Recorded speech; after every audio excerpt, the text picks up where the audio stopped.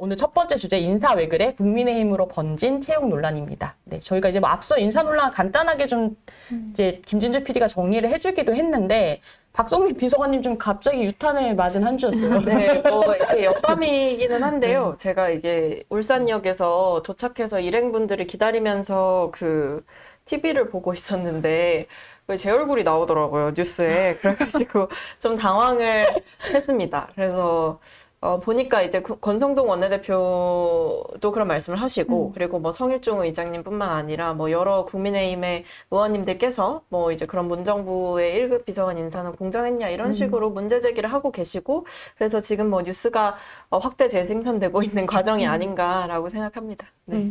방금 오늘 이제 대통령실에서 강인선 대변인이 최근 있었던 이런 논란에 대해서 어떻게 보면 해명이라고 할까요? 이렇게 입장을 밝혔는데 저는 그 해명을 보고 오히려 국민들이 더 분노를 할 지점이 있다라고 생각을 했는데요. 몇 가지 좀 짚어보자면 대선 과정에서 아무 일도 하지 않았는데도 기존의 경력만 가지고 채용을 한다면 오히려 그게 불공정할지도 모르겠습니다. 라고 이야기를 했단 말이에요. 그런데 이 말씀을 하신 그 대변인 본인께서도 대선 과정에서 뭐 선대위나 캠프에 계셨던 분이 또 아니세요. 근데 이런 식으로 지금 해명을 내놓는다는 것이 지금 전 계속 지난주부터 지적을 하고 있지만 대통령실에서 메시지가 전혀 정제가 되고 있지 않고 대변인실에서 해야 할 역할을 하지 못하고 있는 상황인 것 같다라고 판단하고 있습니다. 이게 지금 사적 채용이 아니라 공적 채용이다라는 식으로 해명을 하고 계신데 사실 여기서의 사적 채용의 반대말을 공개 채용 뭐 이런 식으로 인식을 하시는 거는 본질을 좀 흐리는 거라고 생각을 하고요. 본질을 흐리는 결국에 거다. 사적 채용이라는 문제가 제기된 거는 사적인 인연에 따라서 채용을 했다라는 게 핵심이거든요. 그러니까 소위 말해 이걸 네 글자로 줄이면 이제 아빠 찬스 아니면 지인 찬스를 통해서 대통령실에 들어온 게 아니냐라는 의심을 할 수밖에 없는 사람들이 지금 너무 많은 거죠. 말씀하신 대로 대통령실의 채용 과정이 어떻냐라는 거에 대해 보면은 말씀하신 대로 뭐 기업처럼 공개 채용을 하지 않는 것은 맞습니다만 그렇다고 해서 대통령과 사적인 인연이 있는 사람들이 함부로 들어와서 일을 하는 곳이냐 그것도 아니기 때문에 외려 이제 당에서 당직자나 보좌진이나 아니면 뭐 필요에 따라서 인정되는 전문가들이 들어와서 일을 하는 것인데 그럼 이 사적 채용 논란을 빚고 있는 분들이 전문성을 그렇다면 어떻게 입증을 할 수 있냐라고 보면 조금 다른 본질과는 좀 다른 해명을 내놓고 있는 게 문제다라고 보입니다. 사실 별정직 같은 경우에는 아무래도 추천해서 임명하는 자리이기는 합니다. 그래서 뭐 이렇게 추천을 해서 임명이 되는 과정이 당연히 있기는 한데 지금 저는 권성동 원내대표 같은 경우에도 그렇고 지금 오늘 대통령실에서 대변인 입장으로 나온 것도 그렇고 지금 부적절한 대처로 침소봉대할 만한 계기를 계속 제공을 하고 있거든요. 원인을 직접 제공을 하면서 장작을 넣고 있죠. 네, 장작을 넣으면서 계속 이 논란을 더 키우고 있어요. 대선 기간에 묵묵히 일을 한 실무자에게 정당한 기회를 주는 것이어서 공정이라고 한다든지 아니면 기여한 청년에게 이렇게 하는 건 역차별이라는 단어까지 썼어요. 그런데 저는 이 역차별이라는 워딩 자체가 특권의식일 수 있다. 국민이 보기에는 그렇게 문제가 될 수 있는 지점이라고 생각을 하고 건너 들은 바로는 실제로 국민의힘의 당직자들이나 아니면 보좌관 정말 대선 기간에 헌신하고 진짜 같이 밤새면서 일했던 분들 대통령실에 많이 못 들어가셨다고 들었거든요. 그러니까 사실 이런 것만 보더라도 과연 그 기여도가 어떤 척도로 평가가 되는 거냐. 사실 그렇죠. 우리 여기 계신 백전 대표님께서도 논평도 엄청 쓰시고 진짜 애 많이 쓰신 거 아는 인스타그램만 들어가봐도 알겠는데 이렇게 들어가지 못하고 계신 게 좀 이 공정성이 좀 문제가 있는 것 같습니다. 그런 이야기는 사실 인수위 때도 뭐 청년 보좌역들 간에 뭔가 트러블이 좀 있기도 했었고요. 그래서 그런 것들을 지켜볼 때 뭐 기여를 해서 이런 기회를 부여했다라는 설명은 전혀 앞뒤가 맞지 않고 그 수많은 청년들이 기여했어요. 이분 말고도. 그럼 그분들의 기여도를 어떻게 책정을 할 것인가. 그리고 그렇게 정권 교체를 위해서 저를 포함해서 열심히 일했던 그 청년 보좌역들이나 다른 우리 청년 동지들 그런 분들이 어떤 이득을 위해서 했을까요? 꼭 그렇지도 않거든요. 그런데 지금 대통령실에서 계속 내놓고 있는 메시지를 보면 얘는 열심히 했으니까 괜찮아. 그치. 이런 식으로 계속 감싸기 하듯이 말씀을 하시는데 이런 식으로 해서는 이 논란이 전혀 잠재워지지 않을 것이다. 사과를 하고 공정과 상식이라는 지점에서 이 문제를 다시 한번 바라보시라고 말씀드리고 싶습니다.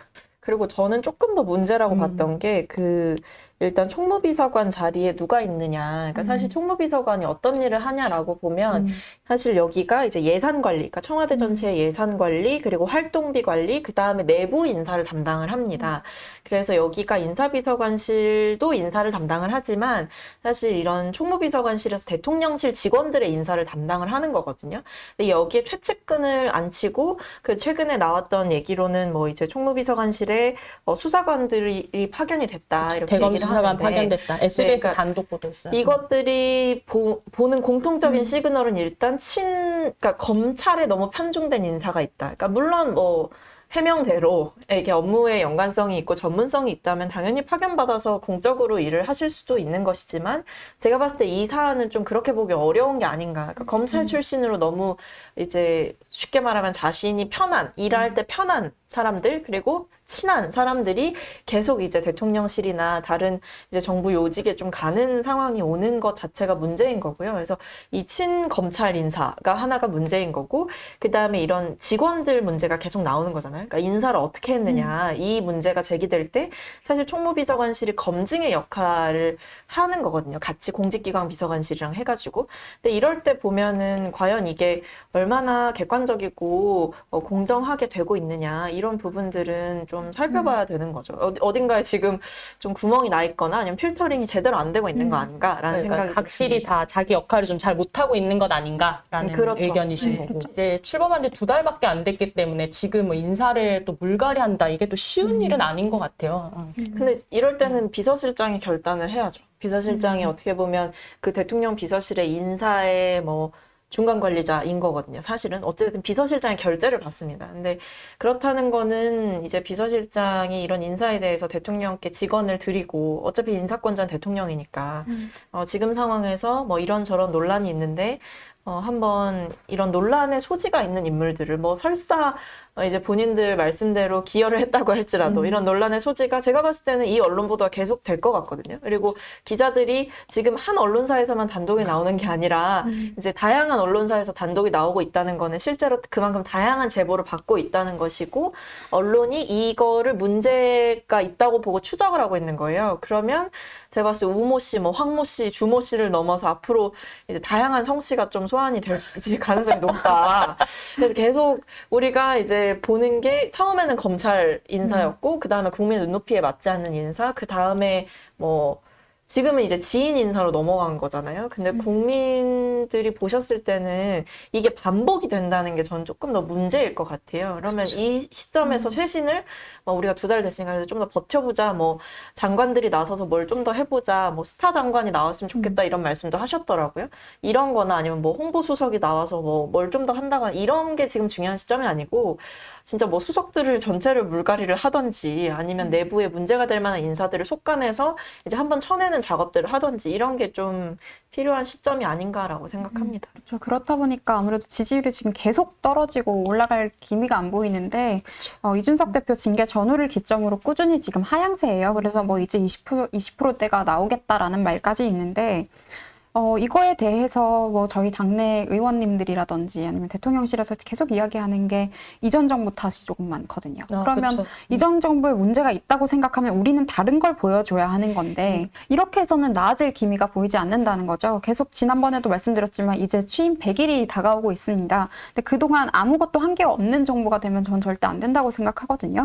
그러니까 한마디로 지금은 대통령의 주도력이 중요한 시기예요. 그러니까 주도성, 어떻게 내가 이 정부를 어떻게 이끌어갈 거고, 사실 이게 뭐 레임덕 이런 얘기가 괜히 있는 게 아니고 이제 정권 말이 되고 하면은 뭐 여러 선거다 뭐다 해서 조심스러워지는 것들도 많고, 아무래도 뭐 공무원분들의 뭐 사기가 저하될 수도 있고 아니면 사실 심적으로 또 지칠 수도 있는 시기거든요. 근데 이 초반이 진짜 중요한 시기고 앞으로의 국정 운영의 방향을 세워가야 되는 시기인데 이 정부에서 주도성을 갖고 해나가는 거는 전 정권 수사하는 것밖에 없거든요. 그러니까 뭐 국정원이 뭐 전임 국정원장들 고발하고 사실 뭐 통일부 이번 논란도 그렇고, 그러니까 이런 사안들을 보면 지금 주도적으로 뭔가를 이 정부가 한다라고 인상을 주는 건 사실 수사밖에 없는 거예요. 그러니까 이게 어떻게 보면 검찰 출신의 대통령이 된 한계인가라는 생각도 한편으로는 들고, 이걸 좀 각오가 없이 되신 게 아닌가라는 생각이 들었던 게, 사실 지금 이 국면에서 대통령의 메시지가 뭐가 나왔냐 보면 아까도 잠깐 언급해드렸지만 뭐 스타 장관을 탄생해야 뭐 해야 되고 했으면 좋겠고 그리고 대통령이 지워지더라도 여러분들이 잘하시면 좋겠다 이런 건데 사실 이거는 내가 안 나서겠다는 거랑 똑같은 말이거든요. 그런 식의 하는 게 올바른 정치라고 대통령께 뭔가 조언 아닌 조언을 하는 분이 계신 것 같아요. 제가 보기에는. 뒤로 빠져라 이건 것 같은데. 그런데 그렇게 하면 안 됩니다. 대통령께서 나서서 리더십을 보여주셔야 되고 사실 용인술이 또 리더의 자질이지 않겠습니까? 그렇죠. 당장 인사 문제가 이렇게 많이 불거질 때 대통령께서 결단력을 확실하게 보여주셔서 앞으로 국정을 공정과 상식에 기반해서 이끌어갈 의지가 있다는 것을 좀 국민들께 보여줄 필요가 있다. 저는 이렇게 생각합니다. 그러니까 이게 대선 때를 살펴보면 국민의힘 후보, 대통령 후보로 나섰을 때 사실 뭐 발언하실 때 막 그때 도어 스태핑 비슷한 거 이제 하시면서 뭐 완전히 비슷하진 않았지만 뭐 짧게 답변하고 뭐 기자랑 질의응답 하실 때 뭐 말실수를 하신다든지 뭐 이런 게 있지 않았습니까? 근데 그때도 보면은 이 출구 전략이 국민의힘에서 보면 당시 이준석 대표가 후보를 약간 뒤로 뺐어요. 네, 본인이 나서서 얘기도 많이 하고 아니면은 뭐 원희룡 현 장관이시죠? 그런 분들이 나서서 뭐 민주당을 공격한다든지 이런 방식으로 다른 서브주연들이 이렇게 등판을 하셨단 말이에요. 그렇게 실제로 올라갔어요, 지지율이. 그러니까 저는 근데 그때는 그게 먹힐지 몰라도 지금은 대통령이신데 지금은 본인이 이제 주도권을 잡고 가셔야 되는데 앞으로 어떻게 할지 방향이 안 보이시는 게 가장 큰 문제다라고 생각합니다. 저는 스타 장관이 나올 게 아니라 본인께서 국민의 스타가 되시는 것이 우선이라 생각하고 그런 지점에 있었을 때 사실 이준석 대표 징계 전이라고 생각을 하면 여당 대표와 긴밀하게 협조를 하시고 다른 분들 없이 이렇게 협조를 하시면서 국정 운영을 좀 해나가셨더라면 지금과 같이 지지율이 저조하진 않았을 거라는 생각이 좀 들고요. 그래서 지금 더 이상 국민들이 이제 실망할 마음도 남아있지 않기 때문에 이 상황의 심각성을 좀 인지하시고 변화하는 모습을 제발 보여주셨으면 좋겠습니다.